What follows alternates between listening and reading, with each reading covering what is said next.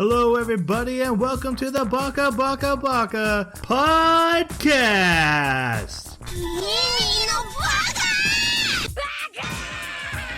Baka. It's amazing how every time you open your mouth, you prove you're an idiot. Hello, everybody, and welcome to Baka. We are an anime podcast. Every 2 weeks, we watch an anime, we come together, and we talk about it. And we're entering into a horror stretch of anime because that's what's been popping up. And we are talking about Higurashi, When They Cry, GOU, the new Higurashi, When They Cry. And to talk about it, I need the help of my co-host. First off, we have the Doki Doki to my literature club. It's Jeremy. Hey, How you doing, man? Hey, awesome. Okay, you remembered. Hey, you called me out last time. I'm doing pretty good. Okay, I know I mentioned RimWorld last time, but I have to tell you I discovered a new way to play it, and it's really fun. Have to, such a strong word. I have to. You must know. So I found a mod that makes it so that you don't get to choose what's researched.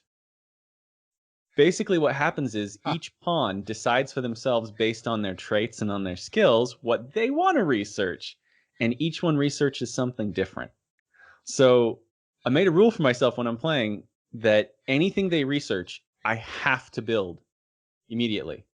Because, you're trying to get into that mindset of, well, what do they want? They're clearly researching things they want. So in this playthrough, they have been researching nothing but drugs. That sounds RimWorld. Yeah. I have like this massive drug farm going right now, and visitors and traders are coming in, and I can buy anything I want because apparently these are really valuable. So yeah, it's been fascinating. I never would have gone this route, but it's been an eye-opener. All right. We also have the corpse to my party. Jason, how are you? Oh, that's right. My life's been consumed with Path of Exile, so I'm sure you want to hear all about that.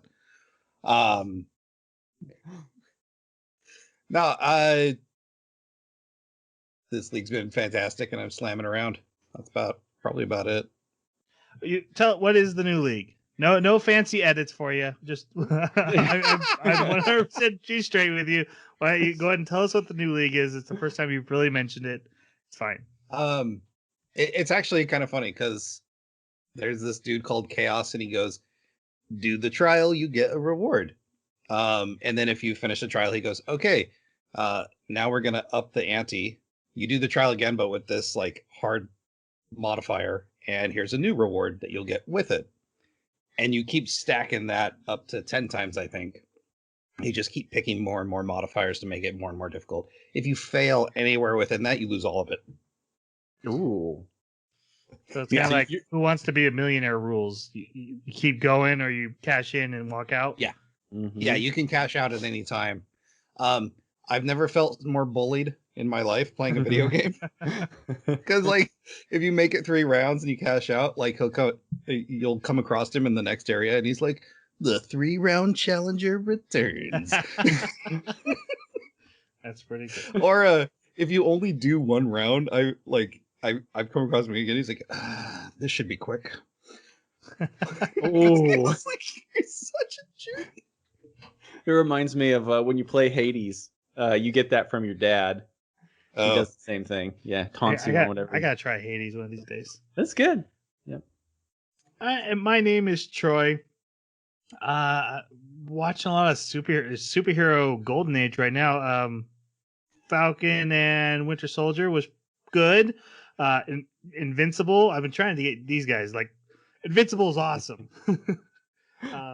It's great. But what I wanted to talk about today was with watching this anime, which is a darker, more mature, and we've kind of had a lot of those, and we have a lot coming up. I found this anime on Netflix that was lighthearted and funny, and it's called Way of the House Husband, and it's about the number one Yakuza assassin who apparently fell in love with a successful businesswoman and decided to become a house husband. And so everything he does is with the intensity of the top Yakuza assassin, but it's ironing shirts and buying lumber to build a little fancy cute chair.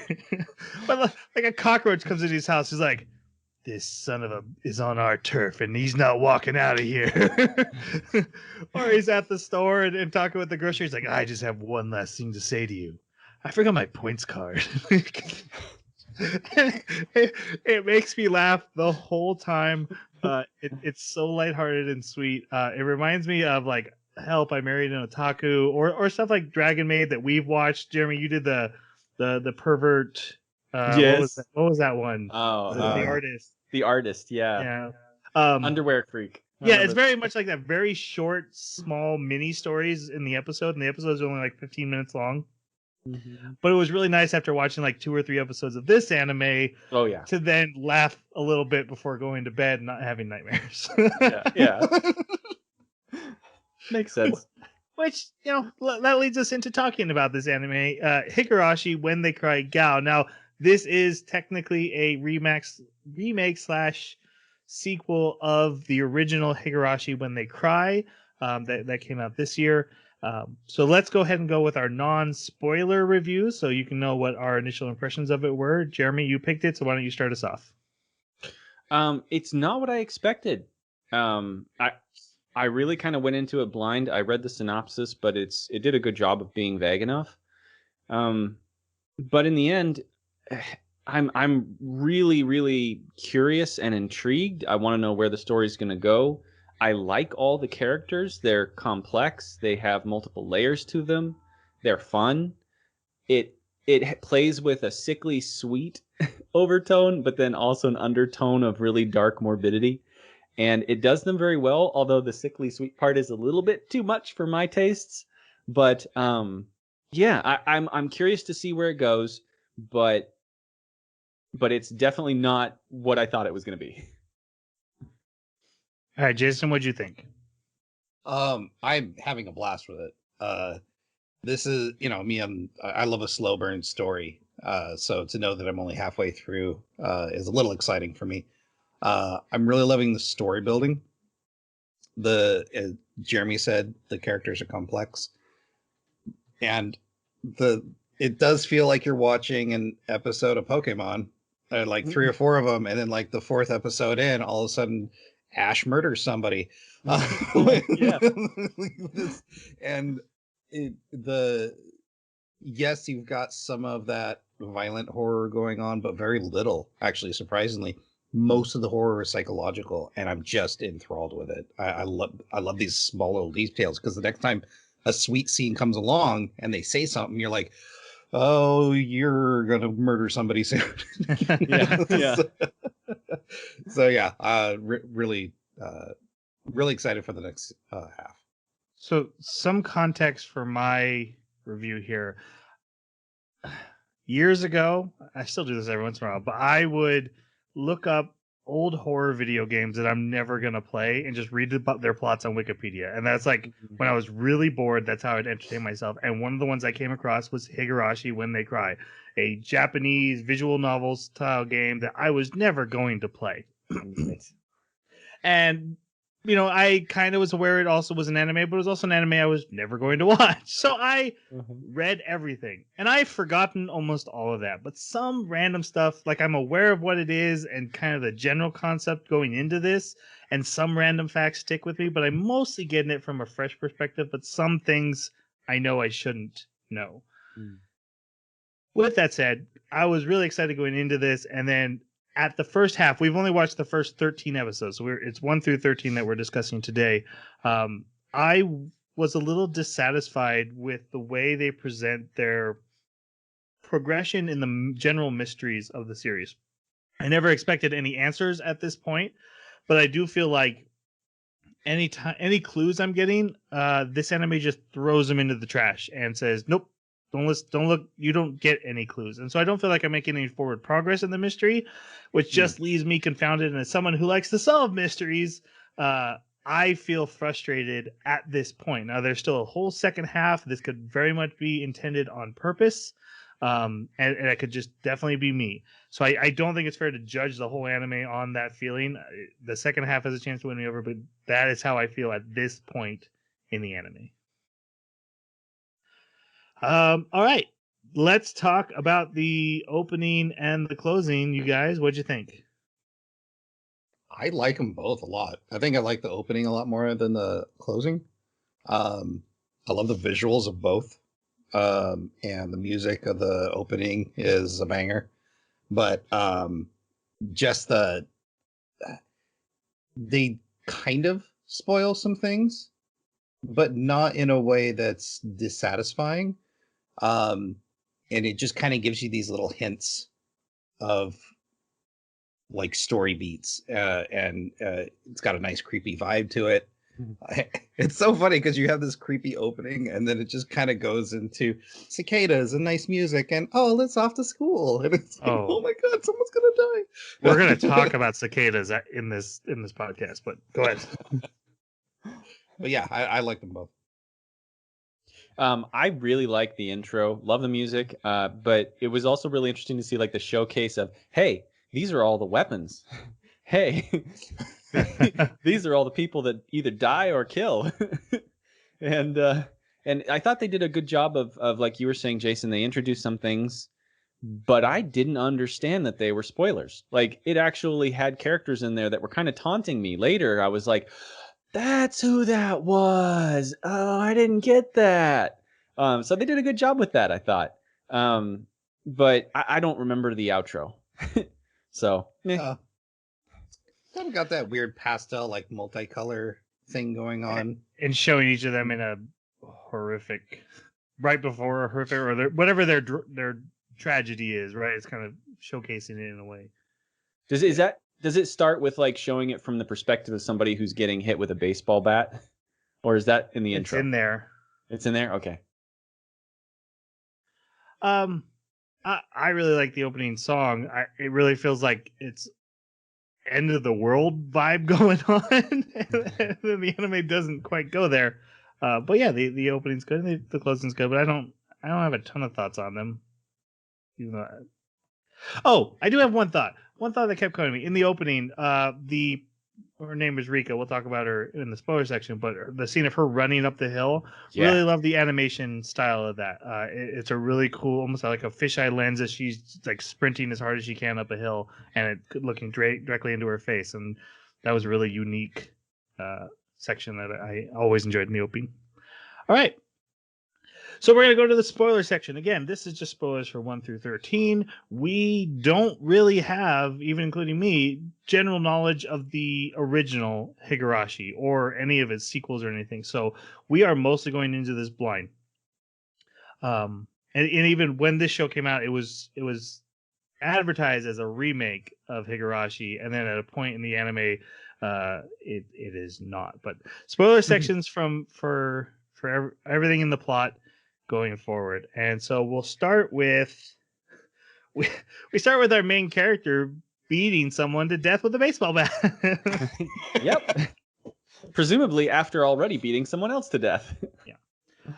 And this is our main character, KG, and we see him wake up. This was technically a dream, or we'll find out not a dream, but he's about starting his day. He's recently moved to this village. Someone should have really written down the name of the village. But yeah, he's this Manawa or something like that. Yeah, this village out in the boondocks, right? And he's recently moved there. It's so small, like the one class is all ages, like all grades go to the same class in this school. That's how small this town is. And so what do you guys think of our main character, KG? I think he plays a decent. He fills the role.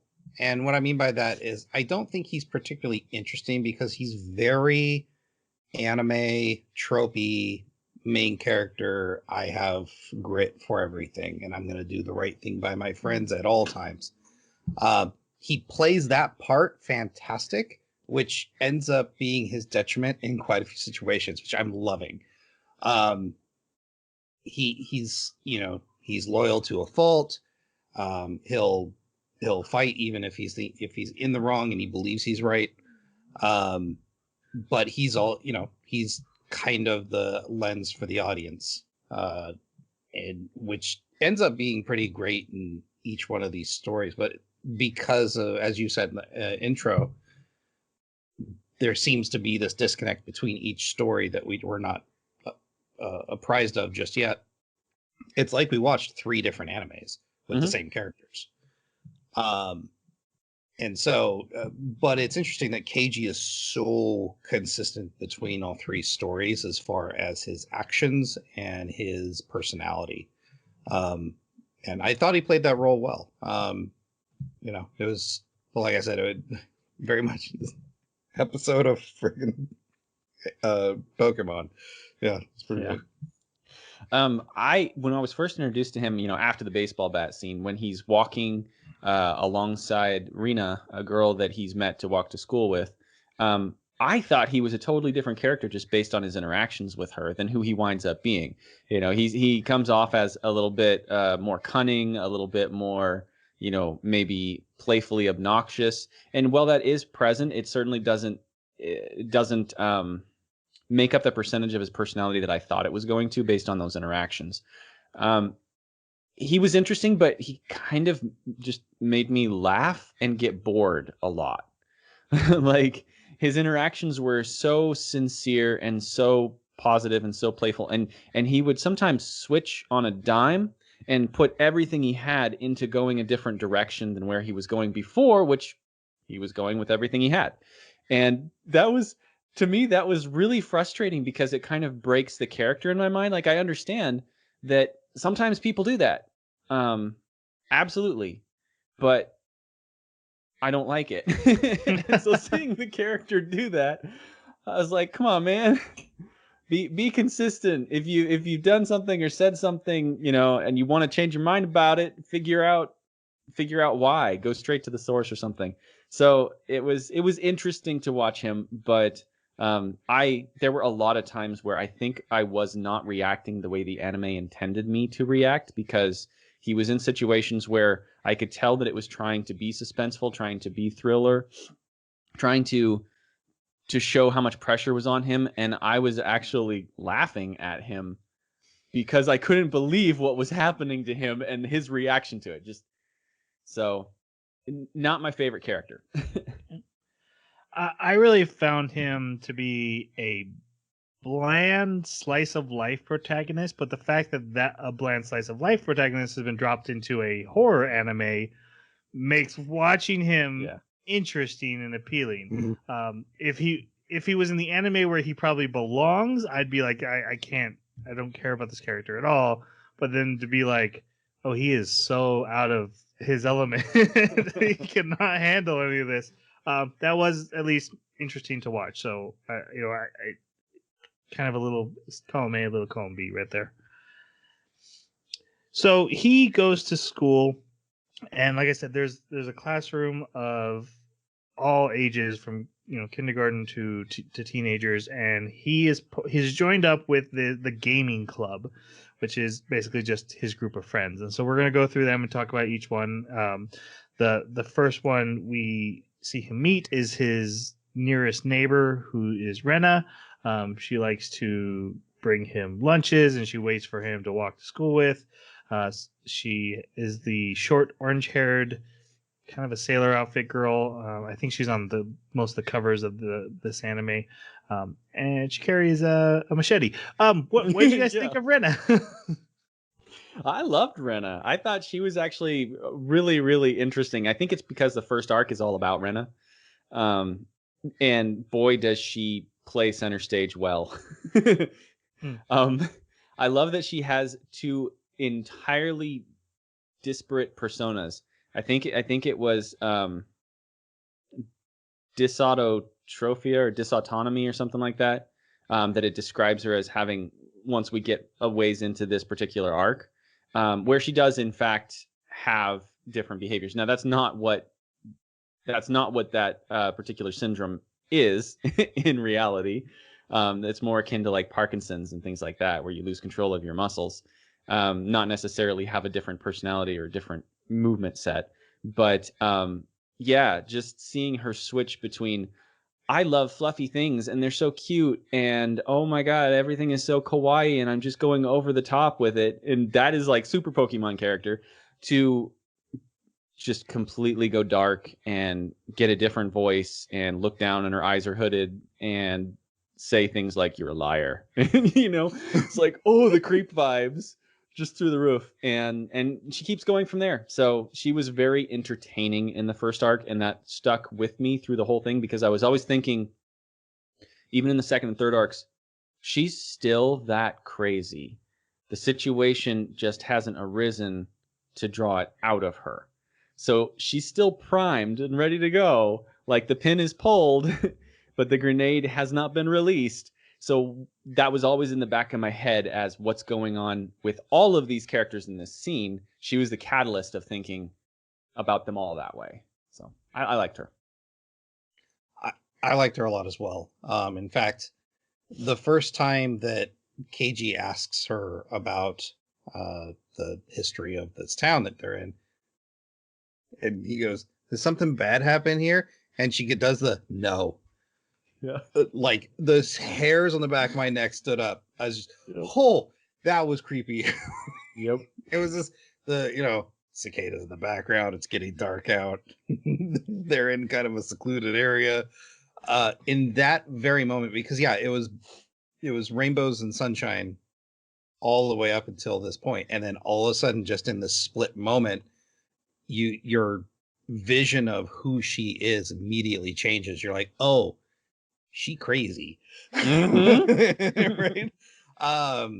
But I did like that she's kind of a mirror image of KG, and the fact that she's loyal to her friends.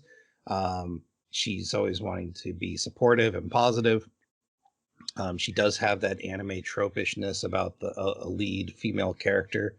But this particular arc, like for you, Jeremy, really reinforced that she is on a precipice, and she can go either way at a moment's notice. You just mess with her. And it's shown in a couple of the other arcs that she doesn't go absolutely nuts, that you go, oh, that's still in there. So, but yeah, I enjoyed the character. Yeah, anytime you can't see her eyes, I was like, ooh. Yeah.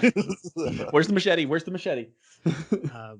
Yeah, I really, her normal self, the self we usually get with the cuteness and the loving cute things and her love for the statue. The statue that they pull out is fantastic. It's Colonel Sanders. Colonel I Sanders. had no idea it was that big.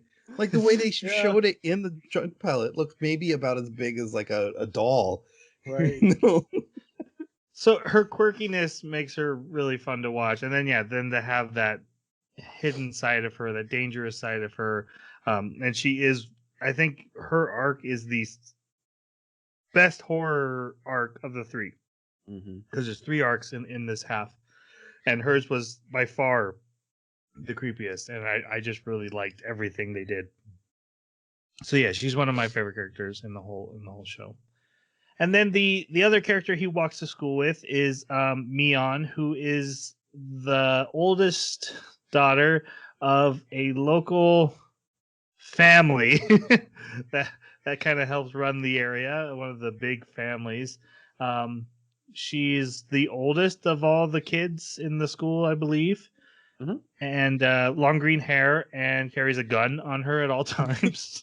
As every class rep should. Like, I don't know if it's an airsoft paintball. Right, We haven't exactly. seen her discharge it yet, so I have no idea what it is. But yeah, what do you guys think of Mion? I think she was a good balance, because she was kind of the leader of their group, right? And she always commanded respect and attention from everybody. Even though she had this really important family name, she never abused it or used it to her advantage, really, in any way.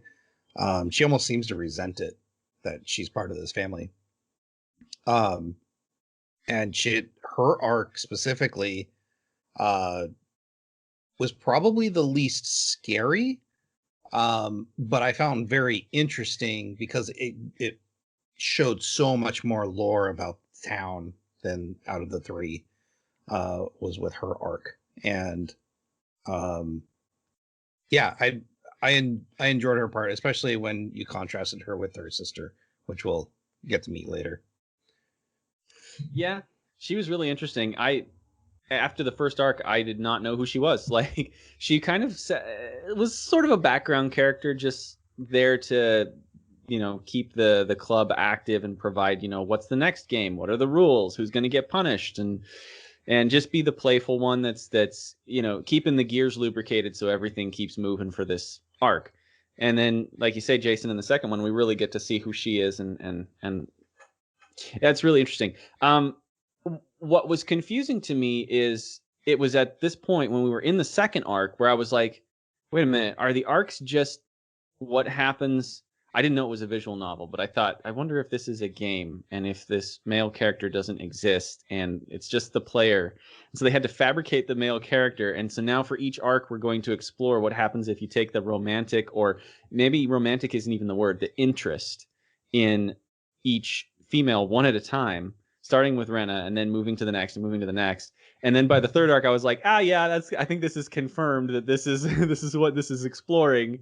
But maybe like the myriad of non-win scenarios is what the anime focuses on. I don't know if there's a win scenario, but yeah, she was interesting because I didn't realize that that's probably what's happening until she got to play center stage. And it's kind of not really fair, too, because she didn't even really get center stage by herself. She had to share the stage. Yeah, I like the playfulness of her. I really like the game club and how she's always basically already won before they start because she made the games. I still have some questions that need to be answered about her. Some of my frustrations kind of started showing up in her arc, and that's not really fair to the character, but we'll get to those when we get to the story. All right, and then they go to school, and there's a booby trap set for KG, set by their two other friends, especially the little blonde one who we'll talk about first. So this is Satoko. Hold on, guys. Steam is updating. Oh, got to do it now. Super seems like an appropriate time. Yeah, so Satoko is this these two little girls that come up to them, and she's the one who set the traps. Your guys' thoughts on Satoko? I really like Satoko. This was even before her arc. In her arc, I thought she got fleshed out really well, and she became a very, very interesting character, very complex. But even before that, I got a kick out of her. She's obnoxious. She runs around setting traps. She's incredibly competitive. And yet at the same time, she's still a kid, and she still cries if you pick on her. And it doesn't seem to be just manipulation either. It seems to be sincere crying. And she was really fun to watch. Whenever she was on the screen, it was entertaining. I really like what they did with Sadako. I thought they spent the first two arcs when she did get screen time being endearing, like that bratty little kid that you just can't get mad at. Yeah. And she's just like the rest of them, loyal to a fault, but wants to have her way. And then by the time we get to her arc, you've got this attachment to this character, and then you really care about what's happening to her, even though she's off screen quite a bit, and you end up invested in the story that's being told, or at least I was. And so I really like what they did with her more than the character herself, because I thought she was a decent character, but they used her in a very compelling way. I think one of my favorite things about her, I forgot to mention this, is the language she uses. She uses words that you would not expect to come out of a kid her size, her age. Like, she is eloquent. I was gonna say my favorite thing about her is that she's trying to be one of the older kids. Yeah. There's the two young kids, and then there's one that's this troublemaker who's like, I'm bigger than my britches. And then you have Rika, and everyone's like, oh, Rika, you're so cute. And everyone just kind of ignores Sadako. And I like the dynamic. It made fun and I like that not every character in this was a dateable age. Yep. So that, like you said, not a romantic interest, but there's a relationship that's built with this character, but it's not. It's brotherly. And so that was a nice contrast. It does make the horror that this character has to go through that much worse. Yeah. Yeah, the younger they are, right, the more horrible it is. But and then then we come to probably the character with the most questions.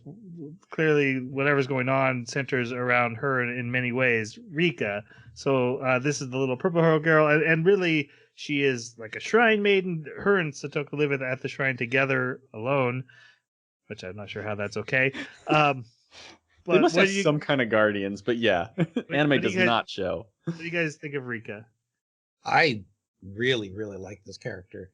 And I think the reason is because of how subversive she is in most of the episodes.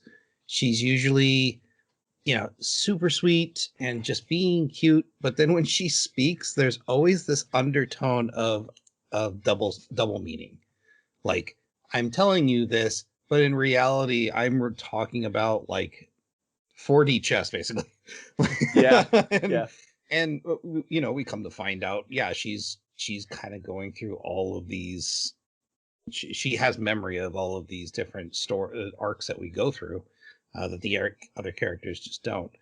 And that's fascinating to me. I want to learn more about her because there's these moments because it seems like she's an adult acting as a kid. I think is the best way to put it. And I think they make that pretty clear. That's basically what's happening. Because there's these moments where she needs to get across a very specific point at a very specific time, because I think it seems to me, and we'll get into it in like theory area, but I think she's trying to manipulate the timeline to a specific outcome. And every time she doesn't get the outcome she wants to go back. But when she's trying to do the manipulation, like her voice gets deep, and like sometimes she gets crazy eyes, sometimes she gets like demon eyes. I don't know how people like see this and then, wow, that was inspiring or that affected me, but then we'll just forget about it. We'll just move on. Right? I'd be like, what is wrong with you, child? Demon child. But yeah, my favorite character. What did you think, Jeremy? I love this character. I mean, the fact that she is more than 100 years old, she's basically the main character because she has a persistent memory. And I think that is the coolest thing, that the main character is powerless, can't really do anything because she's in the body of like a kindergartner. And so all she can really do is manipulate people, but she has to be careful because she can only manipulate them within the spectrum of what they might expect. If she goes outside of it, that might blow everything up. And who knows, in the past 100 years, she's probably done that, and it's probably not ended well. But there's these subtle moments where, like, she has this tendency to walk up to people and pat them on the head. And we see that happen throughout the anime from other characters. And we see this in other anime, too. It's generally an endearing act from someone who's older to someone who's younger. So to have a little tiny kid go up and do this over and over and over again in the anime, it's really emphasizing her character's age and her perspective on these people. Like she walks up to this guy. He's, I don't know how old he is. He's probably like 30 something. And he's got a tank top on, and he's a photographer, and he rides a bike, and he's heavily muscled. And, he's a really manly man out there, right? And he squats down, and she walks over to him at one point, and she just puts her hand on him, and she like says his name. And I can't remember if she said sweet, sweet or something like that, but I got the impression that it was really fond. And I was like, oh man, is he going to go die now? But he's a good guy. And like, what does this mean? So she was very interesting. She also brings up, because I can't remember the other word I was looking for, brings up the question of how successful can an anime be if you take the character that's actually the protagonist and have them be a sideline character, at least in my opinion, the protagonist, because of that persistent memory, and you have a side character take the role of protagonist because we have our memory reset every time.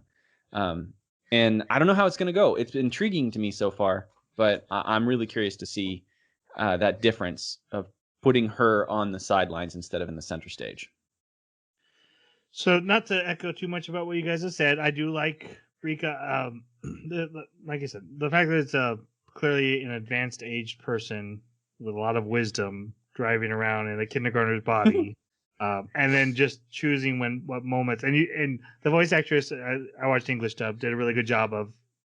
She's really high when she's doing her kid thing, me pa, and then every once in a while, she drops into the adult tone. And it's like, look, listen up, people. This is how it's going to be. Which is really interesting. You guys have mentioned the glowing eyes. I have a theory that the glowing eyes and the adult Rika aren't the same thing, because the glowing eyes show up in other characters too. I feel like there's someone else puppet stringing things in this, and that the glowing eyes is them reaching in and puppeteering for a moment to manipulate things the way they want, whereas Rika is stuck in her kid body trying to manipulate things the way she wants. But apparently Rika's eyes glow too. But like when we get to the start of the second episode, her eyes were glowing and she wasn't there. She's in some other place. And then we come back to her and her eyes stop glowing. We'll talk about it when we get to it more. But I just think the glowing eyes is something villainous rather than Rika and her adult self, which I think is a separate thing. But I don't know. And I'll probably be wrong. All right. So they after class, Kaiji gets a tour of the village from Mion. They go up to the shrine where Sadako and Rika live. Rina's there. They all have lunch.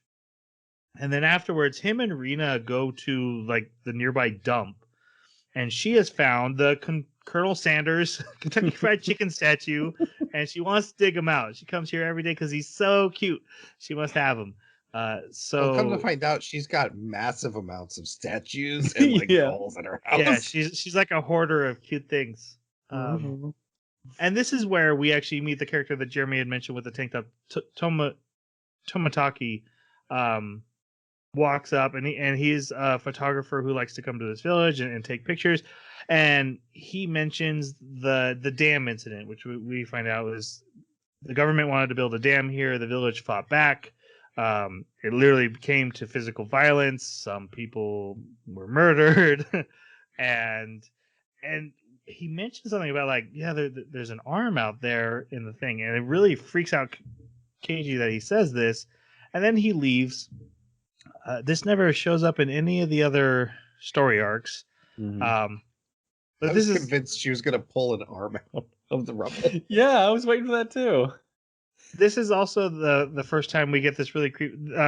Jason, I think you had already kind of mentioned this, but he asked Rina about the dam incident, and the audio gets a little too loud. Their voice drops like an octave deeper, and it's too quick. It's like the edit there's no pause for it. It's just I don't know, and it's super unsettling. The anime actually stops doing this after the first like 2 episodes, which was really disappointing because I was like, that's tight. That is some good sound editing that has got me on edge. We've been all cute, and then suddenly this girl her voice has changed, and I don't know what's going on anymore.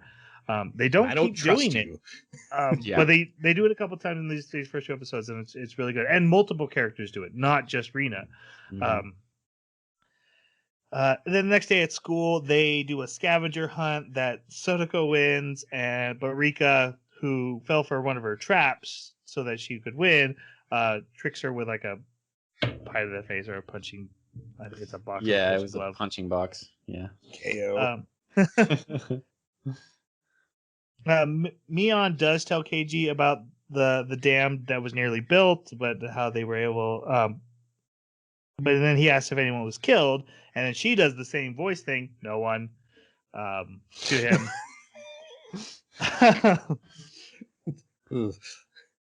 And then at the end of that day, he's helping dig out the statue, and Rina leaves to go get tea.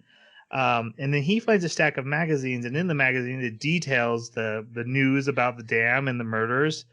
And she comes up behind him. The episode ends with her standing behind him with that machete sickle They call it an axe in Mhm. the dub. But it's definitely not an axe. Mm-mm. And then we see Rika with glowing eyes up on the hill watching both of them. And that's how the first episode ends, which was a great ending. Like at this point, I'm like, okay, this is creepy, this is weird, cool, perfect. Mhm. And the second episode is where the trick is revealed. This is not a remake. This is a sequel. I was saying like very much in the vein. If you played Final Fantasy VII remake, it's the exact same thing. Technically, we're just redoing everything, but technically, everything has already happened before. um, and we find that out because it's Rika who is talking in a much older voice. She even looks a little older, but she's still kind of small. Talking to a mysterious purple girl with horns. In a void full of glass shards and an upside down temple. And she's like, okay, what shard am I going to? And she mentions you're going back to 1983. And she's like, oh, not 19. She gets really upset and like, I've suffered for 100 years. Why do I have to go back to that one? She's like, but nope, it's fine. We've won before and I'm not going to lose again. So I've watched it twice now, and so I'm trying to summarize as best. This gave me an itch. When we decided to watch this, and I'm like, I know it's a sequel, but it won't be a big deal. I saw this scene, and I was like, oh, what happened before? I want to know so bad. Yeah. There's no context for this conversation, and it's killing me. But yeah, so I'm sure what they say makes a lot of sense if you've seen the original anime, but So, when I was hopping on Wikipedia to get the names of the arcs, because when I finished this first 13 episodes, I was like, oh man, I don't remember what the names were, but I bet they were important. So I hopped on Wikipedia to look at the names, and I thought I was reading GOU, but I was actually reading the original 2006 episode titles, and I realized, oh, okay, those are almost the same. And when I was because I was trying to make sure I was reading the right one, I was going through the episode synopsis, and I really thought it was the same one for like the first episode or two. And then I was like, wait, that's weird. So I scrolled down and figured out that it wasn't GOU, and then I was like, okay, well, did it do that with the second one? Oh yeah, it does. So each one of these shards has been visited already in the first series. It's each one. That was what blew my mind. Right. And so I get the impression like we're very much going through whatever the first anime was again, but her phrase of we've won before, that whatever the first anime was, they beat it, went on to do more fighting something else, and then for some reason has had to go back now. And I forgot to mention all this is taking place in 1983. For some reason, everything re-triggered and they have to start all over again. Yeah. It'd be like ReZero's worst nightmare, right? Like after everything he's done, he goes back to episode 1. Yeah. So yeah, that's a very important scene, and to fans of the series, I bet it meant a lot. And like I said, I was just like, "Oh nope, we made a choice. We're not gonna look anything up. We're gonna go." Yep. And this is also where we learn that Rika's the only one that has memories beyond each arc, right? Yeah. Yeah, and then she's standing on the cliff again, and her eyes are no longer glowing. And Rina is like, "Hey, I brought this axe / machete. Help us dig it out." And they're like, "Okay." Well, no, doesn't she come behind him like, and he sees the shadow of her like lifting it? Yes. Yeah. Like, oh gosh, he's gonna kill her. And I mean, and he's such an idiot because he like turns around all freaked out, and then he's like, "Oh, I guess I overreact." No, you didn't overreact. Somebody stands behind you and holds a machete thing like that straight up. That is not overreacting to freak out. They decided to wait till tomorrow to finish. The next day at school, so it is June 16th at this point. I actually was trying to write down dates as I was going along. So it's June 16th, 1983. They play PE in class. They do some zombie tag, and we just kind of see more how the characters, what rules they're willing to break. The whole rule of the game club is win by any means necessary, even if that's outside the rules. And then they go back to dig it out. There's another creepy moment where he asks if she wants him to carry the blade. She's like, it's fine. Yeah, which is weird because she let him wield it in order to break out the kernel, but now she doesn't want him touching it. At that point, it's like, I gotta go home, actually. While they're digging up Colonel Sanders, he has the flash of the very thing, what we saw in the very first episode of beating someone with a bat to death. Her. Yeah, it's her. They do get the statue out for her, and then on the 17th, when he's walking home, they wrap it and it looks like a body wrapped. Yes. Yeah. People start talking about the festival the next day, and he runs into Tomotaki again, who he doesn't really like in this arc. He's very uncomfortable with him. And Tomotaki is like, yeah, I'll be at the festival, and that's coming up. And Mion's like, yeah, he's just looking for tail. On the 19th, which is the day of the festival, it takes place. They meet up and they play games and they eat a ton of food. And then Rika does a dance where it looks like she's murdering someone with a hoe. Yes. It's a futon. You know, I got to say, they animated it really well. I was surprised at this point when they started like having it spin around her and everything. And it was like their frame per second went up and everything. They see Tomotaki, and he's like, oh, I gotta leave early. And that's where Rika rubs his head. That's the scene you're talking about when he leaves. And then Tomotaki goes and meets someone by the river. In the next episode, they do the cotton drifting. So this is part of the end of the festival where they take wads of cotton and they put them on the river and they float them down. It's part of the ceremony. We find out more about it later. And make a prayer to Lord Higurashi. Oriyashu? I write it down later, but I haven't written it in my notes at this point in the story. But it's the local deity that the village believes protects him. Yeah, he's not really that important in the story, though. And Keiji actually sees Tomotaki, and he's talking with a blonde woman who we will talk about Tomotaki and this blonde woman later when they get a bigger scene together, because I do want to discuss them, but not at this point. At school the next day on 6/20, a police officer shows up to talk to Keiji about Tomotaki, who has gone missing. And this is Oishi. And I gotta say, I love the character design of this character because his face is like really handsome and broad, but he's got this huge pot belly too that's almost comically pot belly, but he's also he feels scary when you're around him. He feels like he's very, I don't know what you're going to do. And like he's got hidden agendas. He's a great character, not a character like, oh, I want to be his friend, but like, man, that is a really cool character. And just the pot belly is part of it. Like, I just love that they gave him this huge pot belly. What'd you guys think of Uishi? He was a fantastic character because he felt almost Columbo-esque at first, because he was very much, hey, I want to ask you another question. Or, you know, he would get through a line of questioning. He's like, I'll get back to you. Like not, hey, can I talk to you later? Or, hey, can you call me later? No, he's like, I will see you later and I will ask you more questions. Yeah. But yeah, I liked it. It was funny because he was almost a different character in each arc, which was really strange. Yeah. In the first arc, I actually trusted him.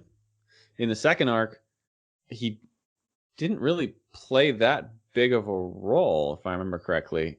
No, but he keeps showing up, and he's like, "Hey, have you seen this guy? By the way, I know you did." Yeah, and then in the third arc, I was like, "Oh man, he's sinister." Ooh, so I don't know what to think about him. I didn't trust him in the first arc, and I'll tell you why. It was the phone call where he's like, "Hey, do you want to know all the backstory about your best friend?" And I was like, "This is weird for a cop to do. This is really manipulative and weird that he is doing this." And so yeah, I felt off guard with him all the time, every arc. Yeah, just his mannerisms and like the almost fake smile he always had was a little off-putting. Fake laugh, constant laugh. So yeah, he mentions that Tomataki's missing. And he also mentions, during the dam incident, there was people that died. Most of the killers were caught, except for one. And every year for the past 4 years, during the festival, someone has died and someone has disappeared. Well, he says someone has died. He'll later say, and someone disappears. And he's like, yeah, and now Tomataki's missing. Isn't that weird? Okay, I'll talk to you later, kid. And he's like, oh yeah, and don't tell your friends. And then Kaiji has to go shopping with Rina. And then the next day he stays up all night reading the magazines about the dam incident. And he hears Rina and Mion discussing the case, and the mayor is missing. It might not be the mayor, but someone got demoned away. And he's like, okay, why has no one mentioned this to me? What's going on? Mm-hmm. And then Oishi comes and talks to him again. They go to this local village. Also has a cosplay cafe. Yes, it does. They only have enough class size for one class, but they have enough people for a cosplay cafe. Because yeah, anime. Because why not? Yep, tourists. It's for tourists. And this is where he mentions about also there's a death and a disappearance. And then the next day, walking home from school, Keiji asked Rena, hey, I feel like you guys have been lying to me. She's like, you've been lying to us. And she gets really upset and really creepy and just kind of screams at him. And then that night he gets a call from Oishi who tells him the entire backstory of Rena. Did you know that she broke every window in her old school and that she had to get put on medication? And she mentioned Lord Orochimo the whole time. And she also, before she had lived in the city, she had lived in this village. So that's why she would know about him. And I was like, that's really weird to tell a kid. Mm-hmm. And then Keiji's father comes in. And he's like, "Hey, I brought you guys tea." And he's like, was on the phone. What do you mean, you guys? Well, Rena showed up just a few minutes ago and came up to your room, but Rena never came in the room. And then we see like her peeking through the door as he's on the phone, And her eyes glowing and slit. yeah, and her They eyes don't animated roll. that so well. Oh, Yep. that was so creepy. Yep. And then that night, Keiji wakes up screaming because he thinks he sees her peering in through his door again in the middle of the night. So he's Which tired. he probably does. Yeah, that's probably true. So the next day, he decides to not go to school, stay home sick. So his mom's like, "Okay, go to the clinic." He goes to the clinic, and they're remodeling the building, and they're like, "Go to the other clinic." And he's like, There is no other clinic," and so he just leaves. Now, this was weird to me, like just the interaction with these guys. And then later we do see people dressed the same way, and they're not good guys. So something else was going on here. I have no idea what it was, but it probably plays into something from one of the other arcs. It from a also different makes me series. not trust his parents. Like there's something off, They're always gone so conveniently. right? Took you a Yep. lot. This definitely feels like a clue in the mystery, but Mm-hmm. when we get into the other arcs, I'll talk more about my frustrations. But it comes back to then I had to look back at this moment, and I'm like, does that matter? Right. But in this moment, in this arc, it definitely feels like it does. But we haven't had the clinic mentioned again after this. But yeah, this definitely feels like it's something sinister. In the other arcs, we meet people that work at the clinic, but we never actually visit the clinic. And like I said, we see people in similar uniforms. And he always winds up in the clinic at the end of each arc too. And Oh, there's a sometimes Hospital. I think that's what the clinic is, isn't it? I think they're different buildings, but I could be wrong. Hmm. I'm not sure. I do know that at the end of the first arc, the lady nurse that's there says some pretty creepy stuff to him, which makes the environment there seem kind of sinister. All right. He goes back to school, and they had canceled club because he wasn't there. And then Rika asks to speak with him, and he basically admits, Rena has really been freaking me out lately. She just keeps getting weirder and weirder. And Rika's like, maybe it's you? Maybe you're just being paranoid? Way to go, Rika. You nearly got him killed. So he goes home that night, and the house is empty. His mom calls him, and he's like, "Oh, we had to go to Tokyo, and we won't be back till tomorrow. But we got Rena to come over and bring you food." Bing, then, ring, ring, ring, ring, bang, bang, bang, bang. Okay, this scene. This is probably the one I had said. A scene after this was my favorite. This is my favorite scene when she's like, kindly talking like, hey, can you let me in? This is really heavy. But at the same time, the door is shaking and knocking and banging on it. The actions versus the voice and how different they were was so creepy. This is one of the best scenes to me in the whole anime. It actually doesn't keep up this level of scariness, but this was so well done. I think Keiji's just like, he's so conflicted. He's like, oh, it's my friend. She's here to murder me, but I should let her in. Oh my God. And there's even like a spot where it shows. There's so many times now where I'm not sure whether it shows a real event or whether it shows what he's imagining to happen, because it shows her like push open the door so that it's stuck by the chain and she's like peering inside with her glowing eye again. But that didn't happen. It didn't. Yeah, the door was happen. Shut again right after that. So I think that was his imagination. He also has another flashback of murdering her with the bat at this point. Yeah. Anyway, it's almost like which one of them is going crazy? Are they both going crazy simultaneously? It's kind of weird. Yeah, it is weird. So he lets her in. Of course. The right decision. When someone is banging on your door and yelling, "Let me in," and you're worried about demons, like, yeah. I mean, it was really heavy, though.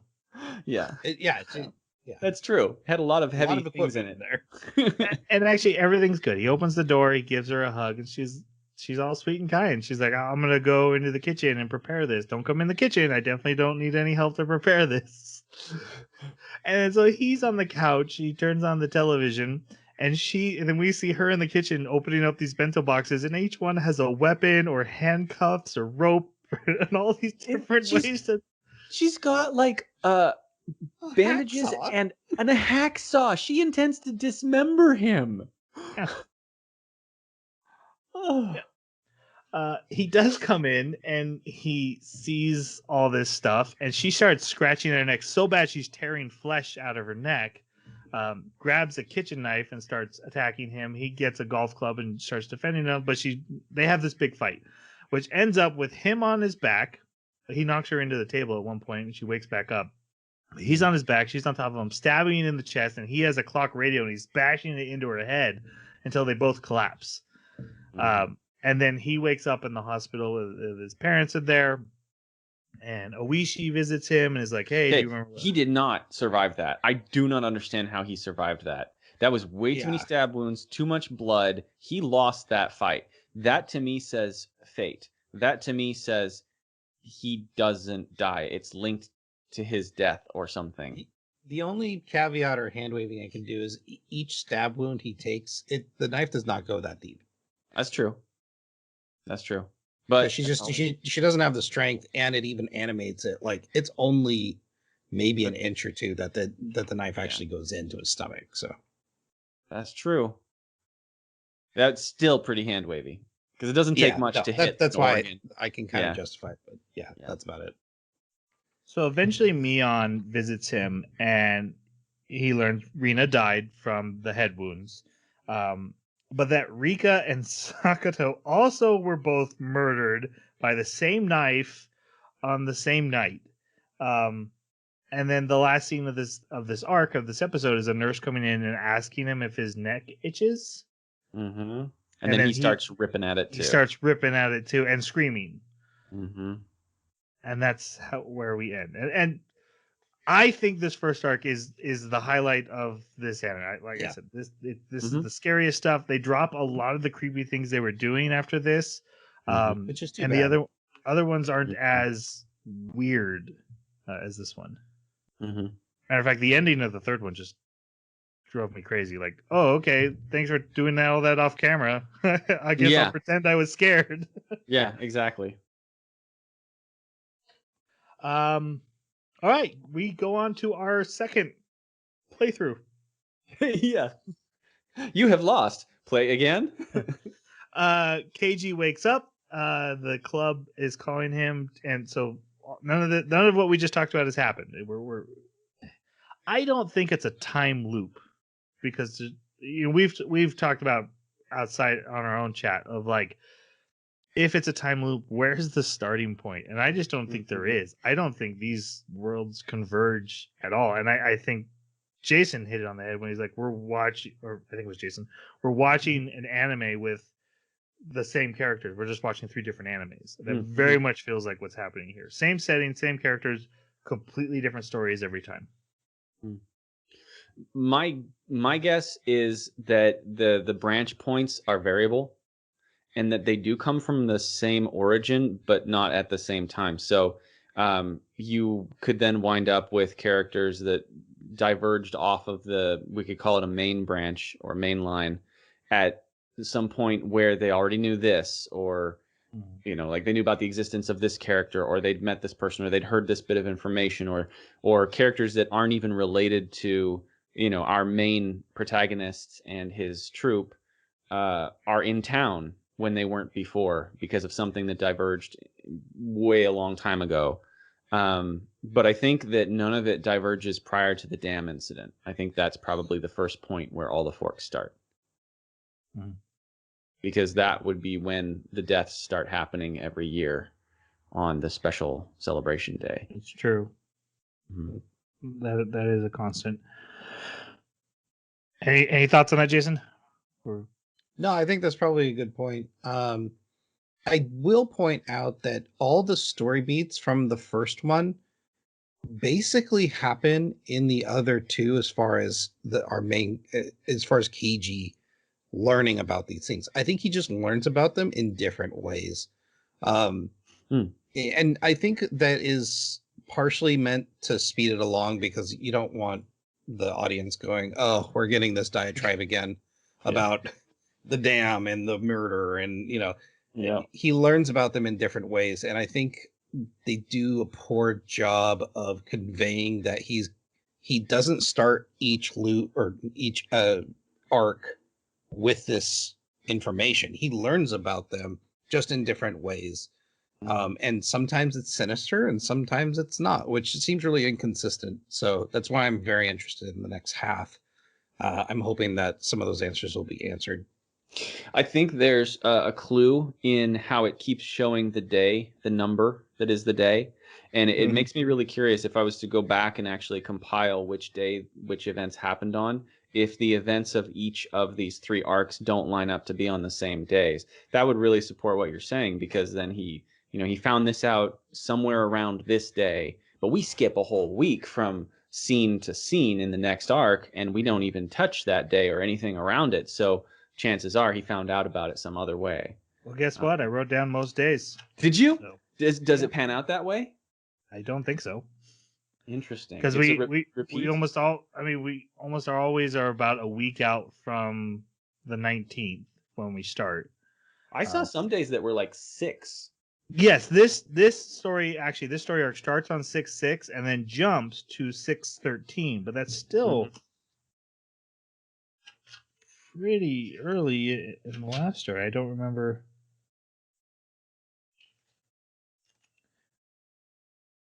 Yeah, the last story starts around 6/16. Yeah, so we're seeing a bunch of events that took place before the first story even began. So just a quick theory that we can expand on later. It feels like each run or each arc, the puppeteering that you're talking about, Troy, which I agree with you, seems to control a different person in each arc. And because like in the first arc, it was Rena. In this arc, it seems like it's Mion that's being controlled. And I think that ends up affecting not only how he gets in that information, but then how people react to that information being given to him, because it seems like a very, very sensitive subject in the first arc, and it's kind of sensitive, but it's not so like a hidden secret in the second. Yeah, she's not trying to kill him for finding out. Right. All right. Mhm. I have a question then. We they don't do it anymore at this point. In the last arc, whenever the voices got weird, the I don't know, that stuff that happened to both Rina and happened to Rina twice and Mion And once. Mion. Mhm. Is that just artistic license? Is that the puppeteer stepping in? I think it's artistic license. Okay. And I think it might be a little bit of both, because in the other arc, I forget which one it is, but they're Rina, Mion, and KG are walking home. It's getting dark. They start talking about it. Rina acts very similar to the first That's arc. third when arc. he starts talking about it and gets very, but this time less insane and more depressed. Like she really doesn't want to talk about this subject. I And still got Mion- insane. Mion ends up shielding Rina from the conversation and ends up expounding upon it with KG later instead of just cutting him off. So that's why I'm thinking I think that was an authentic version of Mion, and I think in the first arc it was very much some sort of otherworldly influence, which is like messing with things. And I think that is the fate that Rika is fighting against. You could be right. That would be really interesting.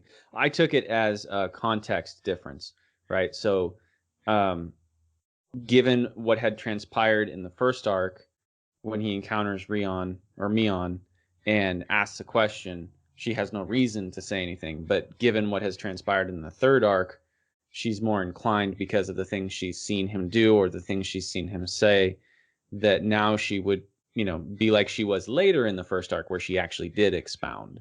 But it could be what you're saying. That would be really interesting if it was. All right. None of those satisfy me, but I do like the theories. Okay, I have a theory of my own about this, and since we're kind of talking about this area, I'll just throw it out there. They're on a swamp, and there's already talk of like a lot of toxins and things like that. There may not be anything supernatural, or if there is supernatural, it may just be that everybody is kind of on the brink of going psychotic because of the fumes and because of the deities and the demons, that if you get pushed over the edge in just the right way, you're going to break and you're going to do crazy things. Now, I'd expect it to be more consistent throughout the year, but it always seems to happen around the same time. So maybe this is when the swamp gets particularly active with some gases or something. I don't know. So I'll throw out my theory then. Okay. It mixes with the futons. Yeah, that's what it is.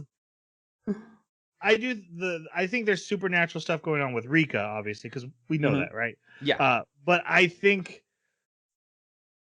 whoever killed Rika and Sadako in the first arc, I think there is somebody else who uses the curse, because they kind of hinted, actually, I think in this arc, that sometimes the curse is just an excuse to get rid of the enemies, and they just know everyone will just say the curse. Oh well. Yeah. And I think Turn the there's other way. someone. I think there's someone who is using that to their advantage. So I do think there's a very non-supernatural villain at play here, separate from my idea of there's a puppet master. But I don't know who or why. And what's really weird is whether or not that would be consistent, like the same person every time, right? Because Right. we know that one of these killings, they've identified who did it and they got him. And yet there were more killings afterwards. And in some cases, also, it seems very personal. Like the killing could only be performed by somebody who personally suffered or knew someone who suffered that drove them into this passionate revenge. So, yeah, it's fascinating. Okay. We gotta go on with story though. Mm. So yeah, we do start this arc on 6/6, which is I think the first back we start with, and he wakes up for the the club's like, hey, you need to come down here. We got a game. And he goes and they're playing in a board game store. They're going to have a game tournament. And so that made me ask, okay, how popular is the game of life in Japan? Because that's the game he gets to play. Basically, all the girls win using their personal strength. Mion rigged the game so she won. Rina is playing a game with cute things, so she's collecting things really fast. And then Rika is being allowed to win because it's Rika. Meanwhile, Keiji's getting his butt kicked. He ends up manipulating the kids, promising them dates with Satoko and Rika. Wearing collars. It got really creepy. Dog ears and cat ears. But yeah, so he wins. And then while they're leaving, the store owner gives them some prizes for helping drum up business for the store. And it's like dolls for everyone. He gets what I consider a creepy doll. Just so you guys know, I have a fear of creepy dolls. So when he pulled that out, I'm like, this is the scariest thing in the show so far. Yes. And also, it must have been an insult from the store owner. Like, why would you give the only boy this creepy doll? But in the context of the anime, this is apparently a very valuable doll, very nice doll, and everybody likes it. So he actually gives it to Mion on Rika's suggestion. That's important. Rika's like, hey, you should give that to Mion. I stumbled across when I was reading the synopsis, and in the first series, he doesn't give it to Mion. He gives it to somebody else. Mm-hmm. Like, gives it to Mion. This is also where we find out Mion has a part-time job here at the game store, right? She has a part-time job. She doesn't say where yet.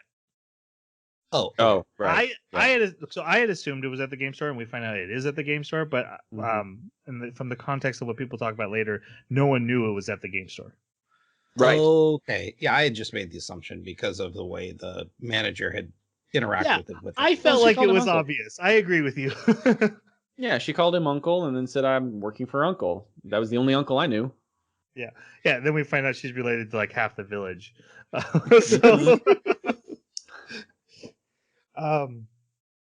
Then we jump all the way to June 13th, 1983, and he's back at the cosplay cafe. Well, he's for the first time visiting the cosplay cafe with his dad, and he's like, "Why were we here?" And the dad's like, "But look around, boobies." And then he's their like, the waitress, food's not even that good. Nobody comes here for the food. Exactly. And then the waitress is Mion, and he's like, "Oh my gosh, Mion, you look fantastic, but I can't believe you'd work in a place like this." And she's like, "I'm not Mion. I'm the twin sister Shion." Now the anime does a great job of making you like, I don't know if that's true or not, but since we're in spoiler section, this is actually the character Shion, Mion's true twin sister, who didn't show up in the last arc. Also goes to a school in the nearby town. Doesn't go to school with everybody else. She's in a school uniform most of the time, so I assume that she's going to a regular school. It's a different uniform than their uniform, though. Yes. Do you think she's actually the manager of the little baseball team? Or do you think that was just her playing with words in the third arc? I don't want to talk about that yet because I'll get mad. Okay. And I planned on getting mad at that part. Okay. Okay, but time to talk about Shion. What do you guys think of her? Voluptuous. Well, that's what I thought when he goes, Mion, you work here? I was like, if she does, she grew up real fast. Yeah. Of course, Shion is the younger sister, so that's even worse. Right? Yeah, right, but by a few seconds, right? Doesn't that count? Yeah, right. As a father of twins, no. Oh, okay. No. Well, only one gets to be the heiress. That's true. I actually really I liked this character, especially in contrast to her sister. She's more of a girly girl. She's definitely she knows her beauty and she uses it to her advantage. But she is really well developed as far as her personality and what she's willing to do in the third act. But in this one here, it's very clear that she's good at manipulation. And so I liked her time because like in each arc we have our happy, like sugary scenes. She kind of makes the sugariness in a very almost creepy way. And it's hard to put your finger on why, but you're like, that's not quite normal, but it's also believable, like, but a little creepy. So especially in the second act. Yeah. yeah. So, Oh, I was just going to say that I thought they did a really good job making it convincing that she's irritated that her twin sister gets to be the heiress. I really got that from her, where multiple times she calls her out and says, you should use your influence. You should use your influence.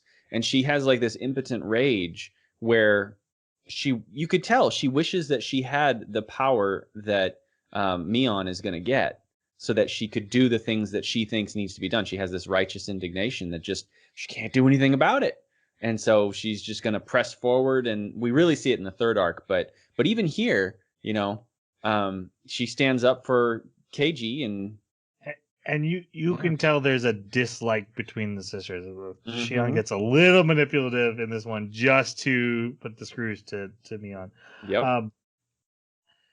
I want to contrast what Jason said about how she grew up. I think Mion and Shion's body shape is similar, but Mion dresses to hide it, because in the next day, Shion brings food to KG to eat, and we find out later it wasn't. It was Mion who forgets that it was her. At one point, they had to like clarify it. No, that was you. Remember? Oh yeah.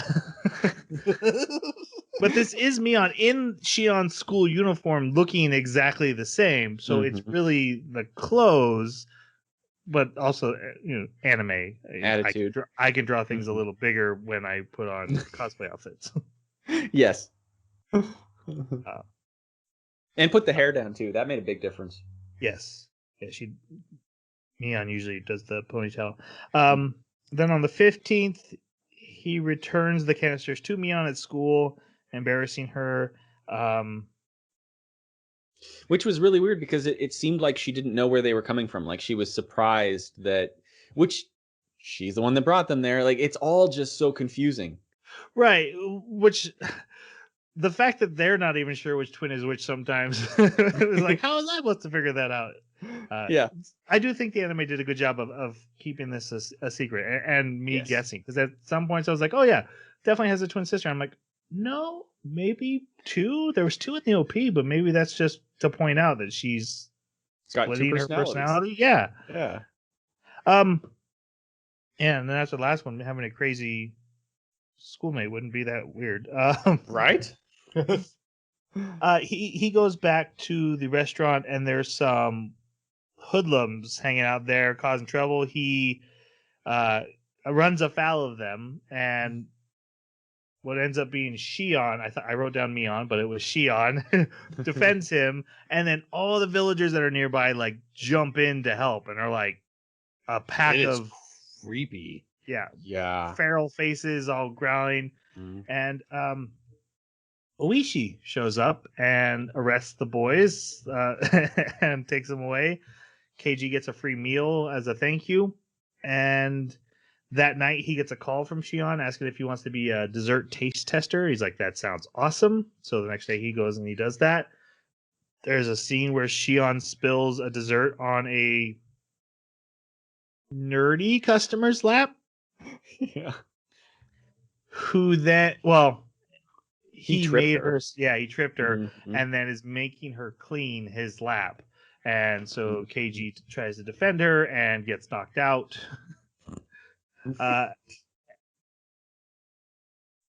And then so she takes him out, and she's like calling him her boyfriend now. She's like, "Oh, you're so sweet," hugging on him, and is like, "Hey, let's go to this store, and will you buy me the doll?" And it's the exact same doll he gave to Mion. They go in to buy it, and guess who's working in the store? It's Mion. And so this is when I say when she was putting some screws to Mion. That was mean. That was just. And this is where the anime reveals, hey, there are actually two of them. And when you wrote Mion a moment ago, Troy, you were an idiot. And it does seem like because Shion's lot less girly, she's a lot less open with her feelings. She seems to really like KG, And and she it says, "I seems like love you." Oh Shion's my- coming on to Mhm. KG just to spite her sister. Yes. Yeah. Although I read in the episode synopsis that they both like him. So I don't know if that's just an interpretation or not. Well, if this was a game with a framing of a romantic visual novel, and I'm not 100% sure that's how the game, well, the genre of the game, but that's kind of my interpretation from watching the anime. That would make sense. That everybody likes him. Oh, yeah, that's true. The teacher, Oishi, everybody. He's clearly the player character. Right. Right. Then on the 18th, he's helping prepare for the festival, and they're up at the shrine, and Mion and Shion are there, and then Tomotaki and his nurse friend show up. And then also Oishi shows up, and everyone's, do we talk about what's going on? Do we not talk about Mion's like, I don't want to talk about it. Shion's like, I do want to talk about it. Oishi's like, you all have a pleasant day. But I do want to take some time to talk about Tomotaki, the photographer, and Mio, who is his nurse friend. Your guys' thoughts on them? I'm unsure what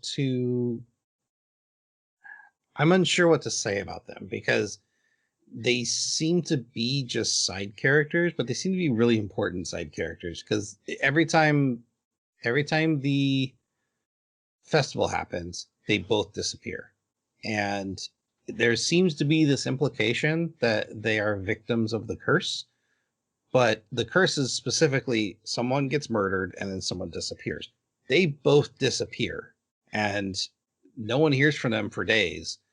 And so I don't know if there's just in this particular arc, we get a lot more time with them.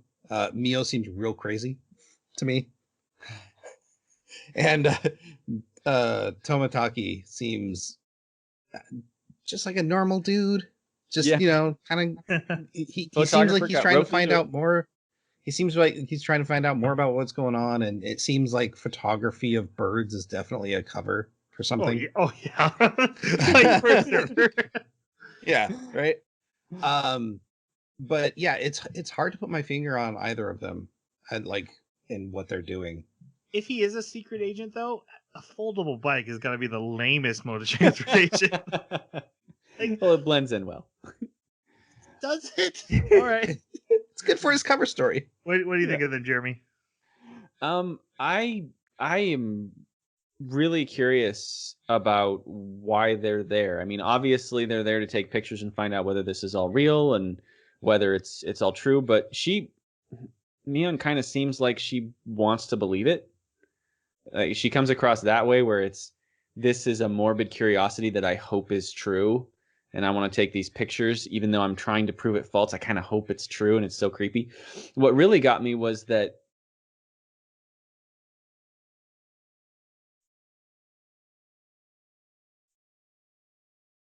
sorry, there's dogs screaming outside. Oh, we can't hear him. You're good. Can't hear him? Okay.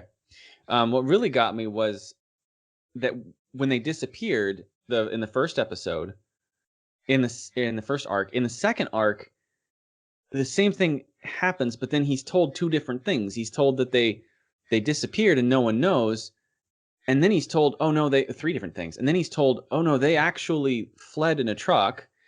And then he's told later by Rika, oh, they're dead. So which one is true? Right. Well, I mean, you can flee in a truck and not get away and then die. Those can both be Sure. That's true. They could have all just gotten bits of information at different times. But for the anime to deliberately give you those bits of information does it ever confirm that, yes, we found their remains? I know he goes through a list of different people that he found the remains of. Never shows them. In most situations, there's a few that they don't show remains, but in most situations when they mention someone's died, they show the remains either in flashback mode or they come across the body. And I don't think they're mentioned in that list. So, but other than that, from what I can tell, this isn't their turn to be important, I guess. Tomataki, I find interesting that he comes off as creepy in the first one, and then a friend in the second and third, and then Mio kind of comes across as creepy in the second one, and then a friend in the third. What I really wanted to point out, though, the real reason I wanted to talk about these characters is that in the English dub, everything Mio says is mostly generic stuff, but it sounds like the most evil villain ever saying it. Like The she way could she be, speaks, yeah. it sounds like Roswell. Like the way she, like her inflection and the way she, like her pacing, it's like, oh, it's Roswell. She could be like, I cuddled with a puppy last night, but she'd be like, I cuddled with a puppy last night. What? That's Did the not puppy evil. survive? Why do you sound so evil with that? Yeah. Every line she had, I'm like, this is like the most sinister line reads I've ever heard. But she's just talking about like we're gonna open the shed and go inside. So weird. You know, when she read the demon story and stuff, it fit. But everything she said, oh, you're gonna go kiss. What? Great. It's a great character choice. I love it. Even at the protest, she's like, I'm glad we got to join you here at the protest. It's so weird. That is got to be a dub thing, because in the sub, she came across as just genuinely interested and a little bit creepy, but nothing like what you guys are describing. It was classic. It was really good. It was just a very Cool. solid line reading choice. Like you could tell, like the actress was like, "I am going for this, and I'm going for it on every line." I loved it. Cool.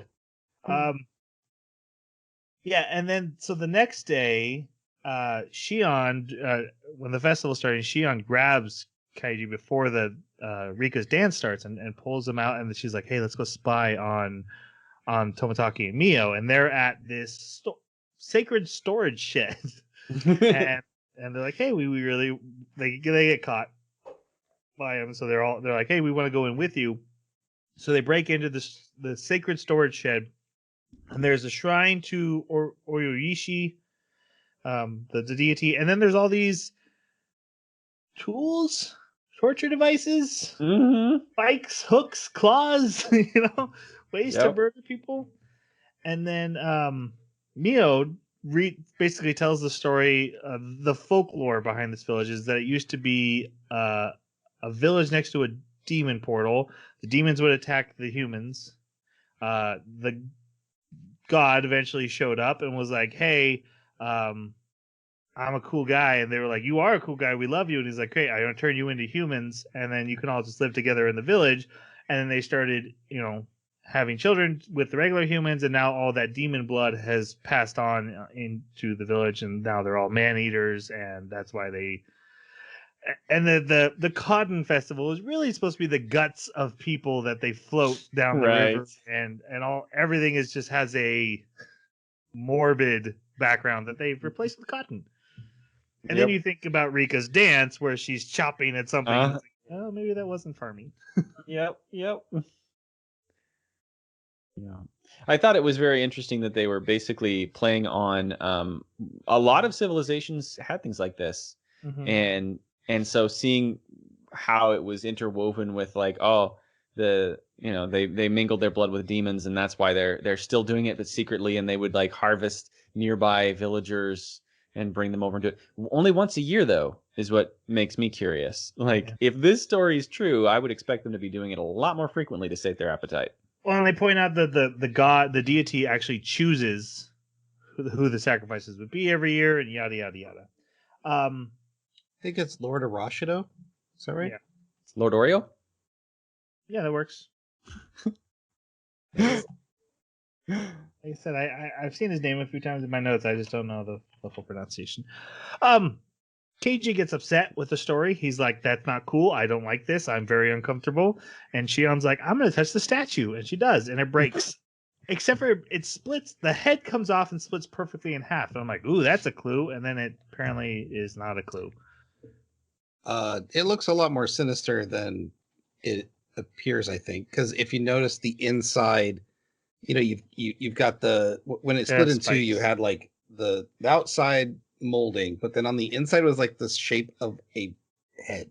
Like it had a nose area mouth, and it had no effect on the outside. And then when they put it back together, there was a small opening, like in the chest cavity, and I'm like, oh, that's where they store people. Yeah. Okay, that makes Whoever's sense. missing. It did seem that way. Yep. Tomotaki finally comes in the storehouse, and they put the head back. Mio stays inside to take pictures because this is what they were here for.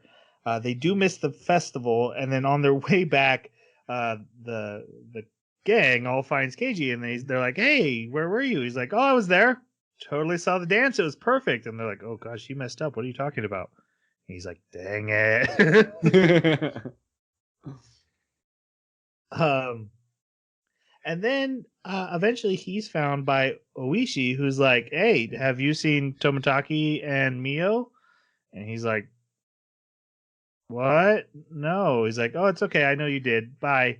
And then Shion calls him that night. He's like, "Have you seen Tomotaki and Mio?" He's like, "Why do people keep asking me that?" She's like, "'Cause they're missing. They got in a truck and they fled for their lives, and that was the last anyone has seen of them." And then after a sleepless night, he goes to school, and Rika talks to him. And at first, she's kind of being comforting, but then her eyes start to glow, and she starts yelling at him. And then she's like, "Hey, I know what you did. You messed up real bad." Hang on. I had a. Okay, we're good. Oh, good.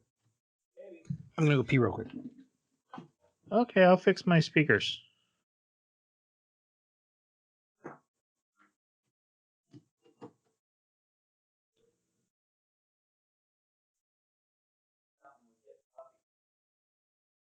Yeah, maybe just scaring them. I'm not sure.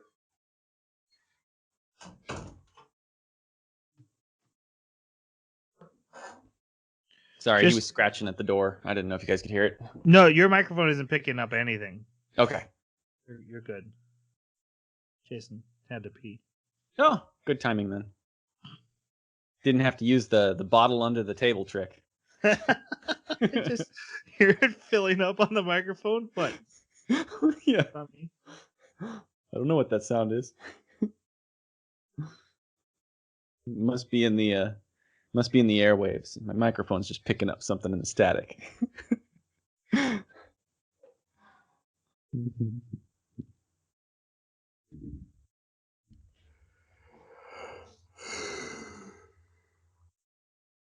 I'll try to hurry this up. But we don't have any more characters to talk about, and we can go through the last arc pretty fast because it's just hanging out at child services all day.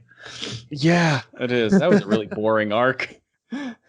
Sad, but yeah, I'm like, Yes. okay. Bureaucracy, the anime. Yes, exactly. The great enemy of everyone. Anyway, he gets so yeah, after as Shion's on the phone, he gets really upset with her. He's like, "You need to fix this. You ruined everything. This is all your fault." And then after a sleepless night, then we have Rika shows up, starts comforting him, and then her eyes start glowing, and she starts scolding him. And this is all your fault, Keiji. You got them killed. Tomotaki's dead. Mio is dead. This is all you. You're. And then they get interrupted, and she turns back into normal. This felt very different than most of the times when Rika starts talking in her deeper voice. Again, the glowing eyes, I don't think is the same as the older 100-year-old Rika that's trying to fix things. Now, did he see the glowing eyes? He didn't. I don't know. Did he notice her voice change? Like, I guess what I'm thinking is, a child speaking in a different voice would be unnerving, but seeing eyes begin to glow would be, you couldn't let that pass. And it did look like he was looking at her a couple of times while it was happening, so I assumed that he did see. So you think the eye glowing is just an artistic, hey, just so you know that this person's being a little crazy?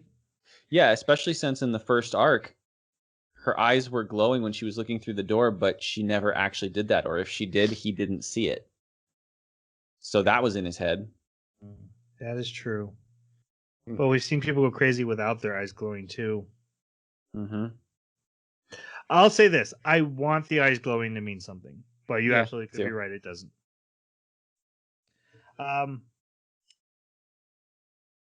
Yeah, they get interrupted by Tomotaki and not Tomotaki, Satoko, and she turns back. But after lunch, Rika's missing. So they all go looking for her. Mion had seen her earlier, and so they go check that. It was right after he talked to her, and then Mion's like, I started talking to a man In a In construction outfit. in a construction outfit. Thank you. And then they go and he checks the bathroom, but the door is locked. And then Mion's like, "Oh, let's check on the roof." So he goes up on a ladder, and then Mion starts shaking the ladder like, "I have to stop her. It's all her. It's Rika's fault. I have to stop her." And shaking the ladder, and that seems like she's about to snap until the teacher interrupts, and she's like, "Oh, never mind. Let's go." and And I was thinking, she can't really do anything. Like, well, he can jump off of that ladder, so this isn't really a threat to him right now. So is she literally just trying to tell him, but at the same time freaking out? Like, she's trembling because of it? It was just a really weird scene altogether. I couldn't tell if she wanted to hurt him or just inform him. he gets a call from it ends up being Mion, but he's not even sure who's calling him. And they're like, "Hey, meet me at the water wheel," which is they pass on the way to school. So he goes and he meets Mion, and she takes him to her house, and she changes into a kimono, and he ends up confessing, "Hey, I went into the sacred storehouse, and I'm so sorry. Please help me make things better." And she's like, "Yeah, the village will be upset with you, but you apologize. It's all good. But I'm gonna need you to trust me and come with me." And they go. Apparently, her family owns like this whole mountain, and they go a little ways to the mountain, and there's a secret underground bunker inside the mountain. And they go inside, and she's like, "Yeah, the ritual thing is real. We don't do that anymore. But my family built this backup ritual room just in case we ever needed it. We never use it. But also we have all these. This is a place for keeping prisoners for the ritual. And also, I'm worried about your safety, so I'm locking you in this cell." So she locks him in the cell, and then someone shows up on the alarms, and she's like, "They are here." So she grabs a gun, And it's those same construction worker guys again. Yes, and she grabs a gun and she leaves him. He breaks down the prison door super easy. That was so dumb. I did not like that. But then the wooden door that's right after it is also barricaded, so he can't get past. I thought that was the metal door that could stop bullets. Right, that's what she said. It is. But then it wouldn't be wooden. Yeah. Okay, metal door. A big old barricaded door, and he literally bashes his head into it until he knocks himself out. And then he wakes up. Dumb. But yeah, it was really dumb. It's also dumb that he could just break down the prison door. It was also super redundant. Why not just have him knock himself out there? Like I could buy hey, this is a super old, maybe rusted outdoor, right? I could buy that. But I'm gonna bash my head into this wall, into this door so much that I'm gonna be bleeding and knock myself out. Yeah, I agree. Anyway, Oishi finds him, and he wakes up, and the cops had all come, and then he goes to the hospital again. He wakes, and then after the hospital, Oishi talks to him, tells him everything that happened. This is when I started getting frustrated. They found bodies in the well, including Shion's. Mm-hmm.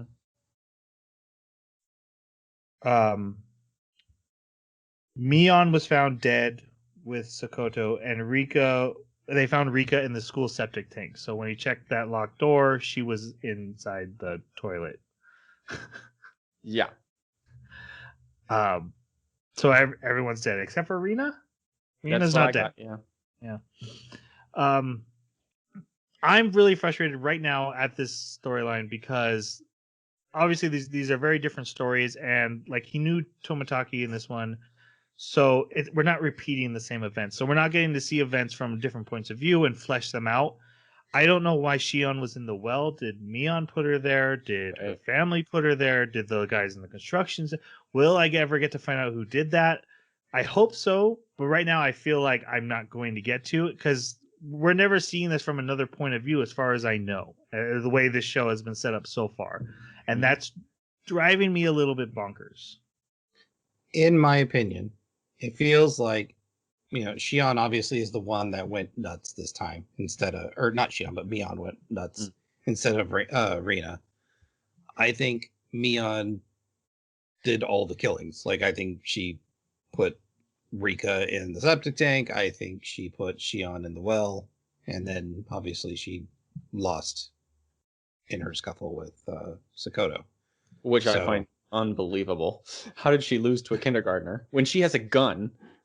Right. Well, it looked like both of them died to gun wounds. So, but there was only one gun in the middle of them. Yeah, maybe she got a hold of it. Who knows? If Rika was already dead, then why was she wanting to stop Rika? Yeah, that's another great question. Yeah, no, that's true. Because it was after she would have. Then the question becomes, who are the construction workers? Yep. And are they the ones that did it? And there is the answer: she's crazy, right? She killed Rika and still thinks she has to stop Rika. But that's exactly what I need some more information about this specific storyline. Mm-hmm. And since we're not repeating, I don't know if the storyline's ever coming back. Right. I don't know if the next storyline doesn't flesh out anything except for that we meet the grandma. And they do hide bodies in the well. That's apparently just a thing they do. But that doesn't tell me who killed Shion. That doesn't tell me who killed Rika. I'm hoping the second. I have hope the second half has a plan. At this point, especially if I stopped right now, I'd be very frustrated. And maybe it's because I've been going through ReZero so long that I get to see a lot of stuff from multiple angles with time loops. And maybe it's just having time loop stuck in my head because I thought that's what this was. I'm trying to let that go and not see this as a time loop, but as multiple stories with similarities. But that is my frustration. And it gets worse. We don't get the Witch's Call music either. So yeah. Good music. All right, the last arc. We see a man who will end up being Sadako's uncle yell at his neighbor and basically just be a horrible person. Then at lunch that day, everyone's talking about their fancy food, and Keiji starts making fun of Satoko when she makes fun of him about lunches, and he's like, "Oh, what's the difference between broccoli and cauliflower?" And she can't figure it out, and she starts crying, and he's a big meanie. So they challenge him, like, "Well, fine, you bring your fanciest lunch tomorrow. Let's show us what you got, KG." He's like, "I will." And he goes home, and his mom isn't there to make it for him. She's gone to Tokyo, and he's like, "Oh no." He's like, "That's fine. I'll figure out how to cook." Well, by the end of his cooking, luckily Rika and Satoko come by and save him from the firestorm that he has built. And then we find out that Satoko actually knows how to cook, and she makes everyone a home-cooked meal. We also learn about her brother who had ran away / disappeared that she used to call Nini. Mm-hmm. And so then there's just a really sweet moment. And it's really nice to see her character flushed out because she had just kind of been the brat up to this point, and then seeing that there is more to her. We'd already talked about her. Then the next day he gets a call that, "Hey, you need to come save her." And so he runs because they're at a baseball game. That they're brings the golf club. He brings the golf club. They're at a baseball game, and Satoko hits a home run, and they win the game. And he's like, "Wait, why did I have to come here?" Mm-hmm. At the coach of the baseball thing has to give him barbecue for winning. That was the deal they made with him. And we meet this guy, and he starts talking about her, about how he's asking this KG. This is so creepy. Thank you. He's asking KG if he's gonna marry her, and like, "Oh, that'd be a rival with me because I want to marry her, but actually I want to adopt her." And I'm like, "Oh, this is like a 16-year-old creepy guy." And then we find out, like, no, he's like the school doctor. Yeah, he's a grown man. School doctor coach. Yeah, he's the baseball coach. And then I initially excused it because I thought, oh, maybe it's a political marriage thing, and he's like got her lined up because she's head of some important family or something, and so he intends to marry her. He'll be like 50. But then when they just continued with it, and I found out that he really is nobody on the council, I'm like, this is that was weird. He's just kind of into cute little girls, but not in a super pervy way, but in a little pervy way. Just a little pervy. Yeah. And I'm like, maybe she's fine living with her best friend at a shrine by herself. Yeah. But plus, I mean, this entire episode talks about how there's they actually quote the articles or name the articles about how the child has to live with their guardian, but then they also tell you that there's these 2 little girls that are kindergartners living without anyone, no parents. I don't know. Maybe it's just an implicit guardian is there. I have no idea. It's weird. Now this is where I got driven crazy. Shion walks up, and she's like, "I'm the manager of the baseball team, and Satoko's like a little sister to me." And everyone's like, "Hey, Shion." And in the last one, it wasn't just Keiji who found out that Shion was a twin sister. Right. No one knew about her.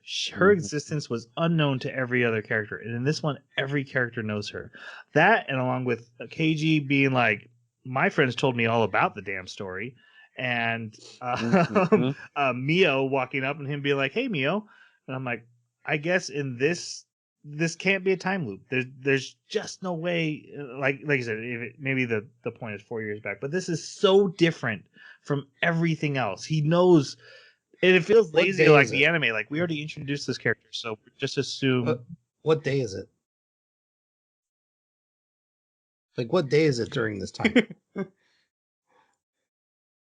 That I Nobody don't know. knows. Did you say? You said you wrote it down. Okay. Now I can. Go ahead. Can you hear me now? Yeah. Ah, good. Did you write down what day it is for this particular event? The barbecue is on 6/12. 12. And we met Mion in the last one on 6/8. No, that's true. 6/13 is when he ate at the cafe with his dad and met her. Yeah, so it's like it Is it has to day- be way But before. that doesn't make sense that nobody has met Shion. You're dang right. Yeah, it doesn't make sense. But I remember that Welcome too. to my insanity. I remember them Okay, being that's fair. surprised that she had a sister. Yeah, Rena That's a even fair says critique. she's never mentioned it. Yeah. Huh. So, yeah, it's like they're scrambling everything.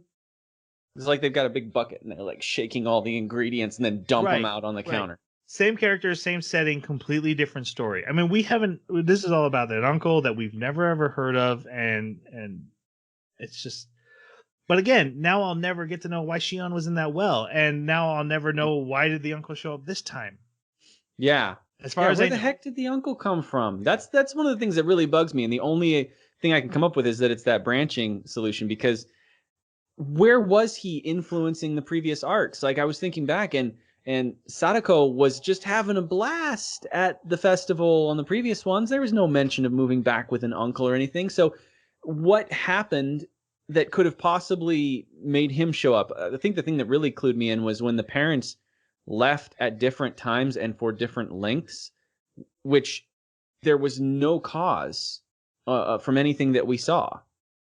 The only thing that would make sense, as I'm thinking about it, is as Rika has to redo these events, I wonder if she's messing with specific pieces of events to get different outcomes on the 22nd. So in this arc, she mentions we're breaking fate, but in the second episode, in that one scene, she did mention this time I know what to do, and I'm not just rolling the dice to see if I change fate. That's the only thing I can think of. She also starts quoting things that the characters have said in a different shard, because I never heard him say anything about fate. Breaking fate is as easy as tearing wet paper, and I didn't hear Mion say something that she said Mion said in this either. Right. So she's starting to quote from different points and expose that even to them. On the way home, he mentions about the brother and about the dam incident. We find out that Sadako's parents were pro dam, and so her family's been kind of an outcast in the village because The Hojis. the Hojos. Hojos or Hojis? Hojos. I'm Hojos, almost sure, okay. but I didn't write it down, so I don't trust anything that's not in pen. And even then, it's like 50-50. All right. So yeah, but Rena gets upset, and this is where Mion's like, "Hey, Rena, yeah, you just go on. I'll talk to him about it." And then they talk about the brother disappearing. and then at the end of this, Satoko finds out she has to go home with her uncle. And so the next day at school, oh no, we have another flash to something we've never seen, which is Kaiji attacking the uncle with a baseball bat while he's driving his scooter, like in the middle of the forest. Something that hasn't happened, it doesn't happen, but obviously a flash to another shard, like you mentioned here. Mm-hmm. But both Rika and I have so much trouble with her name. Satoko are late to school. Rika finally shows up and she's like, "No, she's not with me." They find out basically that she's back with her uncle, and that her uncle and aunt used to be abusive to her, and then the aunt was murdered at last year's festival, and then the uncle fled and has been missing since then, but now has come back, which he picked a really bad time to come back. Like it's 3 days. I would wait till like a week after the festival if I was a little tired about to come back, but that's just me if I was a villain. Yep. Be a little smarter, villain. Yeah. And she does show up eventually, and she's like, "Yeah, I'm back living with my uncle. That he's my guardian. I'm not coming home with Eureka."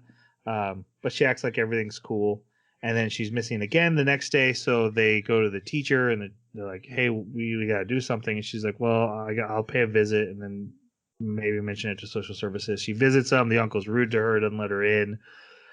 They do get called social services or child services, but they basically investigate and say it's pending. We can't determine, and we find out that Sadako had been living with her mother and stepfather, and she didn't like her stepfather. It wasn't abusive, but she just didn't get along with him, and she had filed a false report with child services. And so child services doesn't take her claims fully. And also there is the fact that her family name kind of has a little bit of, it makes it so nobody else really wants to help her because they were pro-dam, and how dare you do that? So, like, how old was she when that happened? Because if she's like 7 right now and her brother disappeared 3 years ago, she would have been like 4. And then if you go back to before that, when her parents actually died, she'd have been like 3. When did she file a report about her The events parents? of the dam were only 3 years ago. Really? Yeah. But they said that her that. brother, when did they say her brother went missing? Because our KG Around guy's the same only time. been there. No, her brother went missing last year. So the aunt died and the brother disappeared. Yeah, but I didn't think it was last year. I thought it was a few years ago because KG came to town last year, and it happened well before he came to town. But he wasn't there for the festival. No, but he says he's been here for a year. So I'm assuming he got there just after the festival. Right, so let's just pretend it lines up so we can finish up. Yeah. She's been like 5 or 4. Right. So weird. So in this story, basically, they keep going to child services offices and being like, "Hey, you need to look into this. This is bad. She's being abused." And she even shows up for school one day and is acting like, "Oh, I had you all worried. Everything's fine. Yeah, child services called. I told them not to worry about it. Everything's fine." And he goes to pat her head like he always does, and she just loses it. Barfs on the floor, starts screaming, "Help me, save me, someone." Like, this is one of the creepiest things we've seen since the first arc.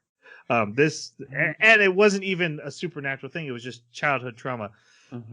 Most of this arc is dealing with the bureaucracy of child services, which is kind of dull, but the horror of what this poor child is going through is very intense and tough to watch at times. So it kind of has this like, this is mostly boring, but also still horrible. Right. But yeah, and then so they get the entire class to go and the teacher to go, and so they're still like, "Oh yeah, we still can't do anything." So they start up a protest, and then Tomataki and Mio show up, and the baseball coach, shows up with banners, and they start. But that still isn't enough. And they're like, "Okay, well, what if we used Mion's family's name to push some things around?" And they get invited to the festival planning committee meeting where all these people will be. But while there, the mayor, who is an uncle of Mion and part of that family, has a side conversation with the teacher, and then the teacher has a conversation with Keiji, and she's like, "Hey, you should probably stop because the school is at risk now because the mayor is like, hey, let's not cause waves for a Hojo." And then these kids are like, no one even cares that they're a Hojo anymore. Like, that was years ago. All that's water under the bridge. She had nothing to do with it. But because her name is Hojo, no one wants to be the first one to say, let's not care about that anymore. So they go into the council. They do a great speech at him. And Rena actually comes through with, great. She really backs up Keiji and then convinces the mayor and everyone there, but they're like, yeah, but you have to get grandma's permission. She runs the family. Demon hag. So they go to grandma and she's like, nope, Hojos suck. I hate Hojos. Let them. And I'll put a bullet in your head if you don't get out of here. And then so Is that what she Keiji says in English? Yeah. And oh my Keiji, god. And then Keiji's like, I'm gonna murder you, old woman. She's like, I'm gonna murder you. And he's like, okay, well, if threatening you doesn't work, I guess I'll beg for you. And then she's like, that's not going to work either. He's like, okay, then I'm back to murdering you. Yep. And then they get kicked out. And then the mayor comes out and is like, that worked. She's going to do it. And then Mion and Shion's mom is like, yeah, sexy kid. And I was like, creepy. What? Again? So they do get all jealous. Yeah, they did. So they do another protest, and now everyone's there. The mayor's there. Almost the whole village is there. And so the point where the child services people are freaked out because they're like, remember the dam incident? These people murdered people. Yeah. But then Oishi arrives. He's like, hey, can I talk to you guys? And he pulls the kids and the mayor's side. He's like, yeah, you're not allowed to mess with a government building. You can't interfere with their work. This is illegal. You have to disperse. And they're like, oh, we're not really interfering with them. He's like, sorry, orders are orders. But then he walks away and he's like, it'll take care of itself. And then what is he called? Not a councilman. Assemblyman. Yeah, Assemblyman, who's also an uncle to Mion, shows up with a lawyer. And then the child services executive gets a call from the mayor of the big town that this village is an offshoot of. And it's told like, oh yeah, you need to do this. This is we need to get on top of this.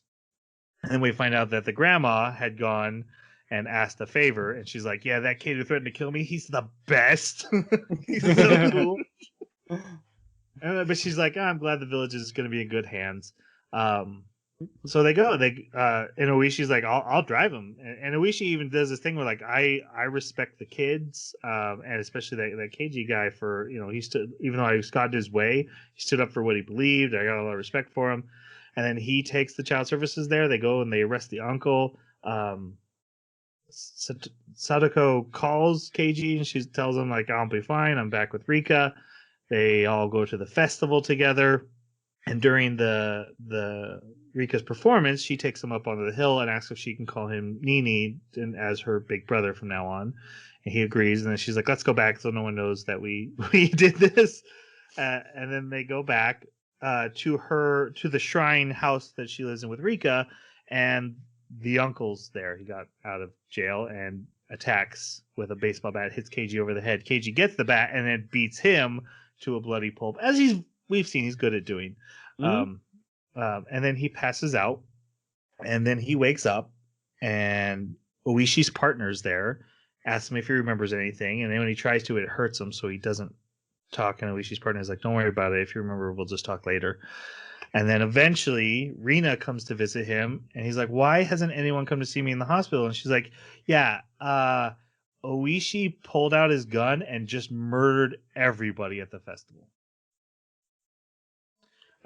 That's like a carpet pulled out from under your feet moment. Like, right. Everything we just went through with this bureaucracy, boring crap, right? And then you kill everyone off screen with no explanation. Sadako's dead. Rika's dead. Mion, Shion, I think she even mentioned Tomataki and Mio, maybe. Basically in this, everyone but Rina. Yeah, everyone but Rina died. Which, Sadako, who was at the attack, probably was running to get help and got killed. Yeah. But yeah, this is another frustrating part that if I'm watching a horror anime, I don't necessarily want it all to be off screen. Right. Yeah. I kind of would have liked to have seen lead up to this. And again, we're probably not going to get another point of view on this ever again because of the way these stories work. This world's done. Yeah. That's the end of it. Any other thoughts on that arc before we close up? I just find it really frustrating because that sets a precedent that nothing really matters. If you can completely wipe away the entire slate of characters with no explanation at the end off screen when everything seems to line up okay, then why couldn't you do that every time? Right. And It strengthens my theory, though, for myself, that there's a puppet master behind it. Because Rika kept saying, like, we are breaking fate. We are doing it. You are doing the impossible. This is something that could not be done, and you have done it anyway. And then still someone goes crazy and kills a bunch of people, and everything goes wrong anyway. Specifically, Rika's dead again, which means that she has to try again. Yeah. But why couldn't you pick, even if you didn't pick that police officer, you could pick someone who's a no-name character that we didn't even see and have them do it. Like, there is no way to beat someone that's this kind of a puppet master. That can just OP kill everybody. Yeah, every time. Okay. All right, let's go on to our final reviews then. Jeremy, you picked it. Again, we're just for this first 13 episodes. We will be talking about the rest, but what did you think? I thought it has some really great strong points. The intrigue when it's there is really interesting. The first arc is great. There's even like the moment where Reina is saying when she's trying to kill him and she's saying, I thought I was forgiven. I thought Lord Oriashi or Yashiro or whatever he's forgiven me, but he hasn't forgiven me. So I'll kill you and then I'll disappear. And like just moments like that really got me, and they made me want to learn, what's the real story? What's the mystery behind this? But like you were saying, just the way that they keep resetting everything and not giving you an explanation, I find it really dissatisfying. And we are 3 arcs in, and that's more than 50% of this anime as far as episodes go. So I kind of expected to see more of a link between resets by this point, at least a little bit. But instead, it seems like there's more contradictions than links. So I'm very tentative in my expectations of where they can go with this. Because how do they explain all of the plot holes that they created without making something that doesn't matter? So I liked some of the parts, but overall, I've got to give it a 3. All right. Jason, what did you think? I'm thoroughly enjoying myself. But like I said in the outset, I do agree with a lot of your guys' criticisms. Some of the stuff doesn't quite make sense, and I see a ton of potential here. I really like the characters and kind of the sweet and horror like mix. I think it's an interesting idea that I haven't really seen before. But it unfortunately right now it's just kind of sitting on a lot of potential. And I'm excited for that potential, but if I have to judge just this first half, I would also give it only a 3. Yeah, I'm at a 3 as well. And I think everything that I'm upset about could be easily fixed, and I could be talking out my butt as soon as these next episodes start. So that's totally fair. And I promised my daughter I'd finish it, so no matter what, I have to finish this anyway. So let's go ahead and finish it and see what happens. Does your daughter like it? Yeah, she absolutely loves it. She's not really happy with my criticisms. My wife, who watched it, agreed with me though. I've talked about it a lot. Yeah, I think there's a lot of potential there. I wish we could get back to the creepiness of the first arc. That was pretty perfect as far as the mix of the sweet and the creepy and giving me the weird vibes. It kind of moved away from that in these later ones, and I'd like to see more of that come back into play. And I think as we get into resolution, we won't. I don't feel like we would. But 3 for me, and we'll see where we go. We didn't mention that Rena, the reason she said something about if I kill you, then it won't kill my father. She was trying to save her father. Yeah, she's trying to One of protect the him. reasons, one of her motives. I forgot to mention that, but I did feel like that would be important. All right. Our next anime is this anime, till episode 14 through 24. And we'll finish talking about that next week, and then we're probably going on to another. But I don't know what. I think it's your pick, Jason. I don't know what you're gonna pick, but my pick is almost I don't know definitely what gonna be a horror. So we'll see. All right, let's. If you would like to comment on these 13 episodes, please don't spoil us until we get there. But are your thoughts on Higurashi When They Cry? Please reach out to us on our Twitter at Baka Podcast or email the animebakaclub@gmail.com or leave a comment wherever you found the video or podcast and we will get back to you. I think it's time for us to say goodbye. Thanks for listening. Nipa! Sayonara.